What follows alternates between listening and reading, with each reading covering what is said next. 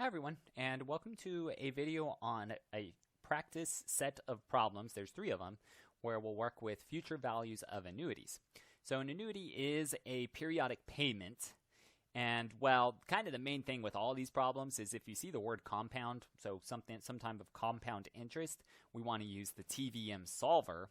And I use the one that's online. I just type in TVM solver into Google. Again, there's other ones where you could see the 84 and so forth, but I just type in TVM solver. And then you can try anything you want. I usually go to this one, the one that says this, because it lists other things off that's important. And then, well, then this looks pretty much like any TVM solver, and this kind of mimics the TI-84. Okay, so just leaving it, getting it ready to the side. And whenever I see the word compound interest or compound whatever, I just will know these are involved in the problem. Okay, so we will write those in as we get going. Okay, so and just to let me just underline it. Oops, I kind of crossed it out. But compound means, okay, so let me go ahead and get these all ready. So we've got N equals I% equals PV is a present value, PMT is payment, FV is future value, and then we have our payments per year and our compounds per year. And these two should be the same number. So they can be different, but typically they are the same. None of the examples I do are different numbers, and it's very rare if they are. But our N, we also have to know about. Remember, the N is the number of times compounded, which equals the compounds per year times time. Okay, so there's everything. All right, and then now we'll just try to figure out what's going on with this, see what's important.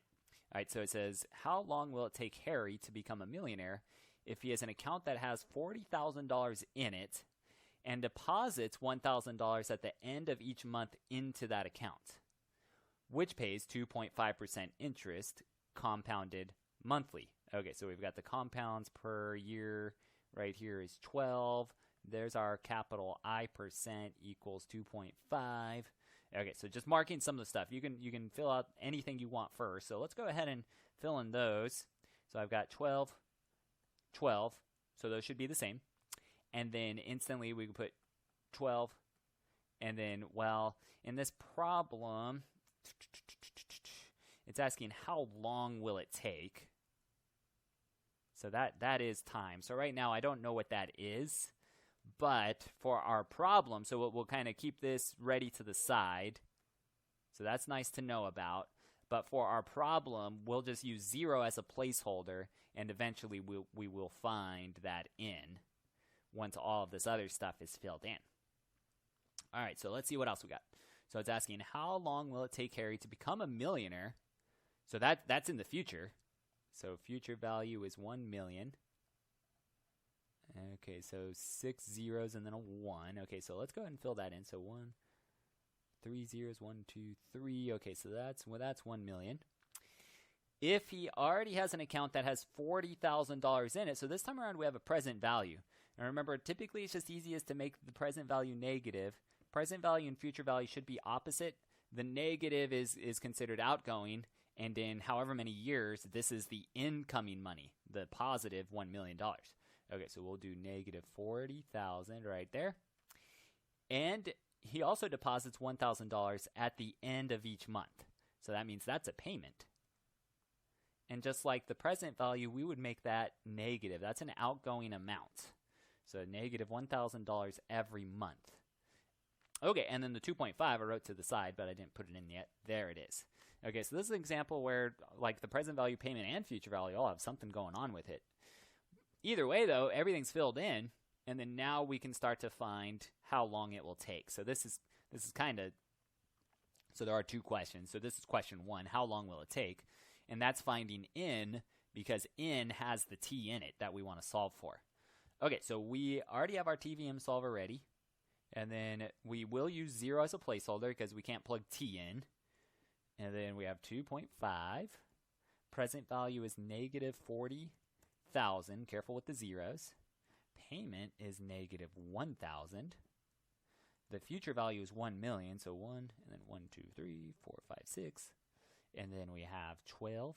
And then that one automatically changes for me, 12. Okay, so everything's ready for it. And then now that it's ready, well, on this one, I just click solve for whatever I want. There we go. And we get 502.59. And you might need to click on these boxes. Sometimes it shows more decimals than what it currently first shows. So click on it. Okay, so that's our in.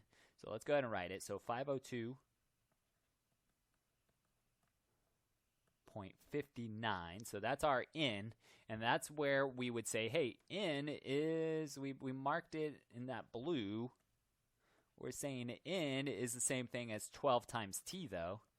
And then that way we can solve for t to see how long it will take Harry here to become a millionaire based on only this type of investment that's going on. Okay, so we would just divide by 12. So 502.59. Let me go to this calculator. So 502.59 divided by 12 gives us 41.88. We'll round to 2 decimals now that this is our final answer. So 41.88.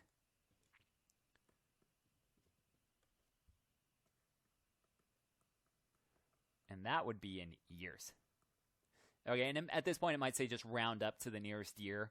So, but I'm going to leave it in decimal, double decimal there, the 2 placeholders, just to keep it kind of more accurate. So it will take about 42 years total based on this investment. Okay, and then it does ask how much interest was earned. Let's do that. I'm going to just underline that in green. How much interest was earned. So this is kind of part 2 of this setup. Okay, so number one was all this. Number 2. All right, so how much interest was earned? Okay, so we want to figure out however much Harry put into the accounts himself, and we have a way to do that. The interest is the future value minus however much Harry contributed. So we'll say minus the contributions. The contributions is the amounts that Harry put into the account. So in this problem, so amount Harry put in. So in this problem, to use all of the symbols that we have, so minus, let's use a parenthesis, well, he initially contributed $40,000 plus, and then he made payments of $1,000. Actually, okay, so let me, that was our present value this time, so minus the present value plus, and then he deposited $1,000 every month for this long, but we have a way to say this. Okay, so plus the payment times the number of payments. And so that way we can use this 502.59 to kind of help us out there. Okay, so the payment is $1,000 times the 502.59, like that. Okay, and then with future value, I didn't know why I didn't write it in there. Let me go ahead and write it in. So our future value was the 1 million. And then minus, okay, so now we actually have to do this math over here. But we have our calculator anyway. Okay, so there's the whole statement. So those big parentheses are needed. So I do want to find all of that and then afterwards do the subtraction. Okay, so, and at this point, you could use whatever type of calculator you got. I just use this one. Or still, you could do the Desmos. So I have that on my other one. Desmos doesn't have a TVM solver, so this one is not as good for it. Okay, but since I have Desmos going, let's go ahead and do the 4,000. Oop, I didn't click anything inside. Okay, so, or 40,000, I mean, not 4,000. 40,000 plus 1,000 times 502.59, and there it is. All right, and it looks like it's nice and rounded already, so $542,590, and I'm just moving that to the side so I can see it.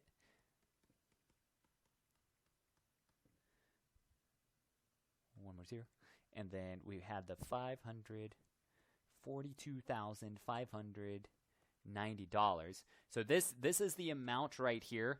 So this is the contributions. Let me go ahead and highlight it. In case they wanted just this number, that is the contributions. So that's how much Harry put in over the span of the 42 years. Okay, so Harry's putting in a lot of money. but he's also making a lot of money because he can spend a lot of time waiting. And then anyway, now we do just that subtraction. Okay, so 1 million minus that amount. Here's where Desmos is kind of nice because I could type in 1 million. 1, 2, 3, 4, 5, 6 minus the previous answer, and there we go. $457,410.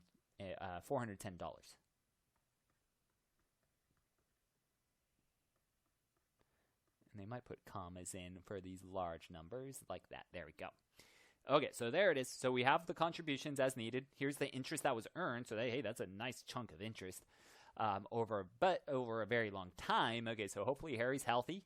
42 years, a long time. Okay, but that's how it works. That's how we can break it down. Okay, so if you're feeling good about this, again, you can try these other ones on your own and fast forward. But I'll still walk our way through it. So let's check them out. Okay, so in this example, it says Ron makes an initial deposit of $10,000 into a savings account.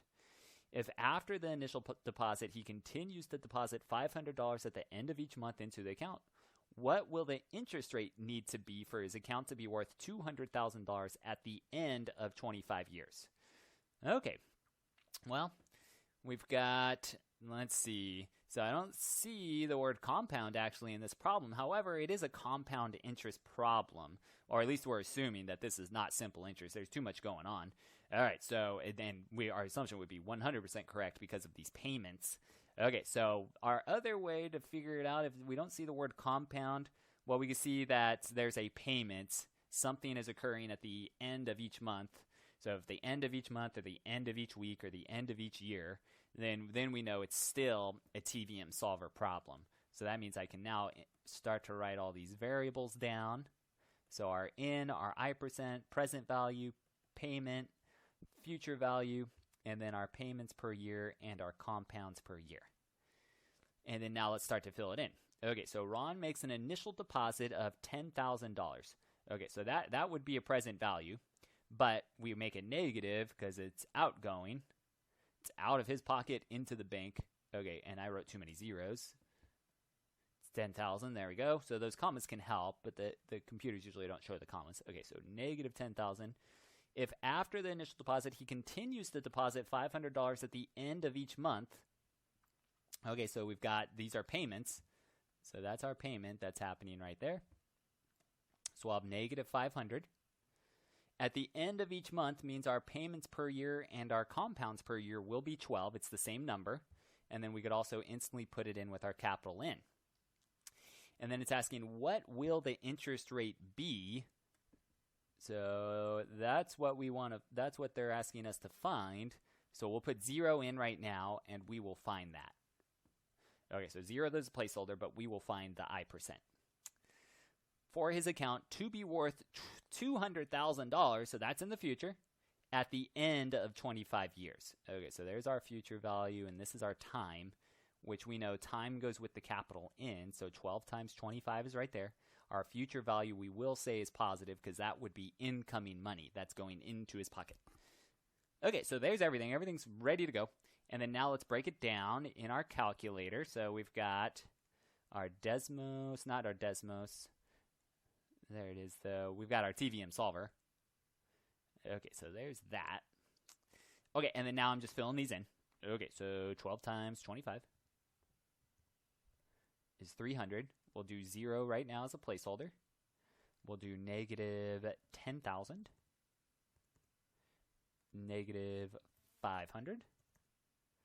Future value is 200,000. And then 12 and 12 is good. Okay, and then now we can solve for this interest rate. 1.63. Awesome, done. That's how nice this TVM solver is. Okay, so it's already over. Let me click on it. It's rounded to 2 decimals. Okay, so we've got I is equal to 1.63. And that is already a percent. It's already, we don't have to convert it. It's ready to go. Okay, so that, if you can find that type of interest rate, okay, I mean, in real life, he'd obviously want just whatever the highest one is. So if he had this money and he had this plan and some other bank said, hey, I've got an interest rate of 2%, well, then do that, obviously. But this is just kind of showing the minimum, I guess, that he would need for this to happen. Okay, so we've got our interest rate. It's all over. Again, be careful with the numbers on these things. So outgoing, so present value and payment usually just are negatives. If you accidentally make one of these positive, it will mess with the answer, so it turns red there. See, everything's red, even if we make those different signs. Okay, so, or if we make this like a negative and we forget, here it does actually give us a number, but this is not correct. Okay, so this is trying to interpret that for whatever reason he instantly gets $10,000 into his pocket right at the start. That's not what's happening. Okay, so that's why it's interpreting it more differently. Okay, so anyway, so be careful of those negatives. So those were both negative. It should be 1.63. Okay, so be careful of those signs, because sometimes it might not just be red like it was on the others, or it might not say error depending on your calculator. Sometimes it might give you a number still, but it could be based on just a bad interpretation of what the numbers mean. Okay, so let's try one other, though. Okay, so we've got one more here. All right, so it says, how long will it take Cedric's savings account to be worth $35,000 if he makes quarterly deposits of $1,500 at an interest rate of 2.1% compounded quarterly? So how long will it take? That's kind of like this first one. Okay, so this first one is actually a little nastier. This one's a little easier. Okay, so they saved this one for the end. This is a good one to try by yourself, though, if you're really feeling it, and then fast forward. Let's still go ahead and work through it. So we do see compounded quarterly. So I can now set up all my variables.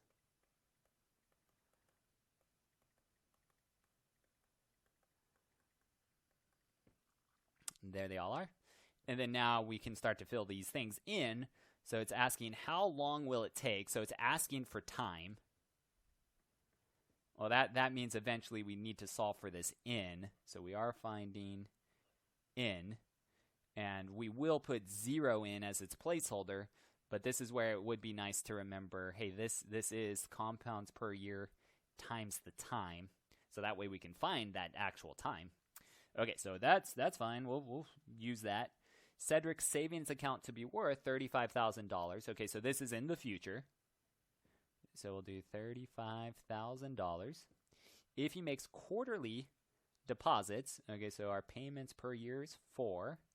So 4, and then compounds per year is the same deal, 4. Of $1,500. Okay, so this is the payment then. That's what will make negative. Add an interest rate of 2.1%, so we could do 2.1 right there. And then compounded quarterly, which already matches what the payments per year is as well. So again, they usually match. All right, and then there's no talk about a present value in this one, so that means make the present value 0. And so now we could fill in all this stuff. Let's add one other thing in blue. So I do have the compounds per year. So I'm just going to fill that in as 4 compound per year times the time. So this is what we will set it to eventually. But I want to go ahead and use my solver first, and then we'll deal with it. Okay, so currently we're trying to solve for in, so we just put 0 as a place.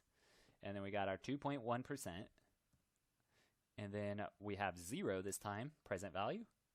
This time around, we've got negative $1,500 for our payments. We want $35,000. And then we change these to 4. Okay, so there's all of it. And then we said, hey, solve for that in. Boom, 22.07. Okay, and click on it. Okay, so it is just 22.07. And that's the in value. We want t, so that's where we use our substitution. We're saying, hey, n is the same as 4t. So 4t equals 22.07, and then now it's just solve by dividing that 4 on over. So we'd have t is equal to 22.07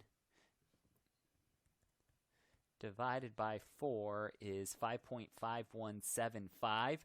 At this point, I think probably round to 2 decimals is the most common, so we'll do 5.52. 5.52, and that would be in years. So how long will it take? It takes about 5.5 years for this to get to the amounts that he wants. All right, well, that's it. Okay, so that was faster based on these amount of payments. Again, if it asks for like contributions or whatever, we could find that. So, yeah, I don't think we need to do it. I think looking up above, we could kind of break it down. I could say, hey, if they did want to know the interest that was earned, it is the future value minus the contributions. I guess just to do it real fast, our interest would be, okay, so the future value is $35,000. The contributions is, he made a payment of $1,500 for this amount, so it's payment times in. Okay, so this is the number of payments, so we'll use that because it's unrounded. And then from there, we can start to calculate everything. Okay, so the 1,500 times 22.07, so 33,000. So so this is showing he's pretty much putting almost all the money in. So $33,105. And then if we do that subtraction, we would have, okay, so 35,000 minus 33,105, $1,895. Okay, so I mean that's a lot of money still for 5 years. I would take it, right? Anyone would take that. Just hey, here's money directly into an account. 2.1% again would be kind of high. That's not what banks usually give. Some online banks do. Okay, so your like Citi Online or your Ally Online. So, but they vary. So it might be 2.1% when you sign up, but then the year after it might only be 0.2%. Okay, but it might jump back again. So it depends on other factors. But anyway, our side note, just a good in our side note. So let me highlight that. So that was our contributions if it did ask for it. I didn't mean to highlight the negative. Okay, so the highlighted is the contributions that they asked for it. Here's the interest that they asked for it. Here's how long it took to get to $35,000. Okay, so there's all these little things here that we can use to make sure we analyze everything correctly. Okay, but that's it. All right, so if you do have questions on it, please let me know. Otherwise, we're done with these annuity-type problems. Well, not much is going to change, so I've got other things going on. So these are different types of annuities, but still very similar. Okay, so get real comfortable with these TVM solver and these finance. All right, so thanks for watching, and I'll see you again soon.